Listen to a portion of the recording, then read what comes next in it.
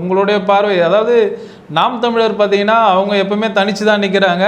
அவங்களுக்கான ஒரு வாக்கு அரசியல் பார்த்தீங்கன்னா ஒரு வளர்ச்சி முகமாக தான் இருக்குது. அவங்க இது வரைக்கும் எந்த கட்சி கூட கூட்டணி போக மாட்டேன்னு இந்த வாட்டியும் சொல்லிட்டாரு. தொடர்ந்து அவங்க அந்த நிலைப்பாடு தான். ஆனால் தாவேகா விஜய் அவர்கள் பார்த்தீங்கன்னா அவர் எல்லா கொள்கையும் சேர்த்துக்கிறாரு.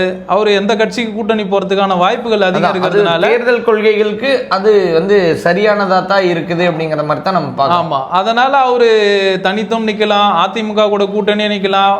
அதே மாதிரி பாஜகவை எதிர்க்கிறாரு.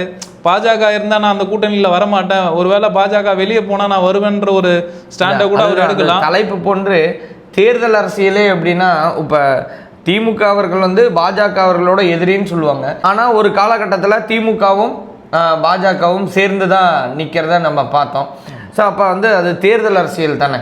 அதனால் நம்ம தலைப்பு மாதிரி தான் தேர்தல் அரசியல்னு வரும்போது எந்த விதமான மாற்றம் வேணாலும் வரலாம். ஏன்னா பெரும்பாலான கட்சிகள் அடுத்த வருடத்தில் பிப்ரவரி மாதத்தில் தன்னோட நிலைப்பாடுகளை வெளிப்படையாக அறிவித்து பயணத்தை தொடங்கி இருப்பாங்கன்னு நான் நம்புகிறோம்.